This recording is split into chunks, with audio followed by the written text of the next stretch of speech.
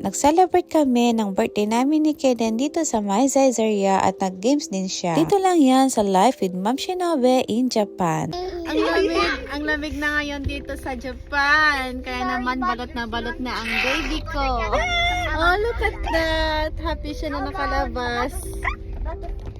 Good morning! Ngayong araw ay lumabas kami dahil sa celebrate namin yung pinakamasayang araw namin ng anak ko. Ito po ay yung kaarawan naming dalawa. Yes, pareho po kami ng birthday ni Kaden. Ang saya nun, diba? Pareho kayo ng birthday ng anak mo. At may pa-longest word pa nga siya dito. Happy birthday!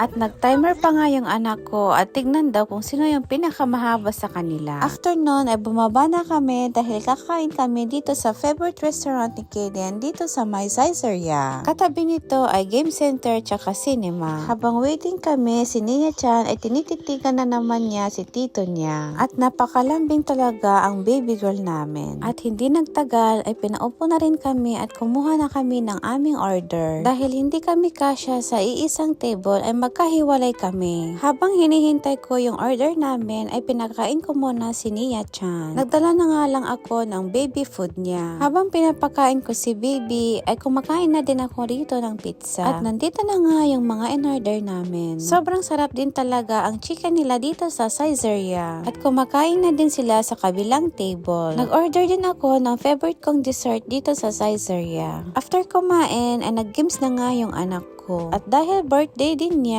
ay hinayaan na nga lang namin siyang maglaro ng maglaro. Dahil busy pa siya dito ay iniwan muna namin siya kay na papa. Pumunta nga kami dito sa Don Quixote dahil magkatabi lang naman yung Zaizeria tsaka yung games na pinuntahan namin kanina. May titignan lang kasi kami ni Habi dito. Nakita ko nga ang mga nagkakagandahang guest bag na to. May mahal at may mura din. Tulad ng mga slim bag na to ay 9,900 yen siya. Hindi ko nga maiwasan itry ang shoulder bag na ito. Ang ganda din kasi ng design at lalo na tong strap niya. Nagtingin-tingin na rin kami dito ng mga perfumes. Grabe, nalula talaga ako sa mga price nila. 1 week mo ng budget ito, makakabili ka na ng mga kailangan mo sa kusina. Ang mahal na talaga ng mga bilihin ngayon. Kaya eto, hanggang tester na lang muna tayo. At kung naghahanap ka naman ng facial wash, dito sa Don Quixote ay meron silang Melano CC. After ko nga maglibot ay pinuntahan ko na nga yung mga bata. Busy din pala sila sa paglalaro.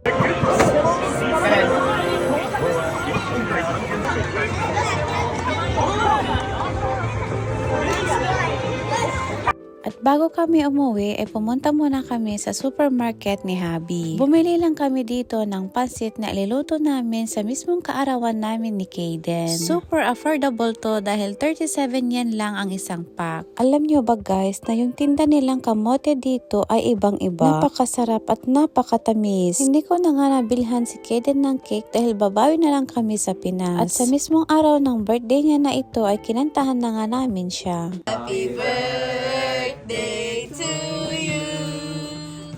Happy birthday to you. Happy birthday, happy birthday, happy birthday to you. Oh, shh. Blow. Whoa! Yay! Happy birthday! Happy birthday, Kaden! Happy birthday, Kuya! At yun lang for today's video. Thank you for watching. Bye!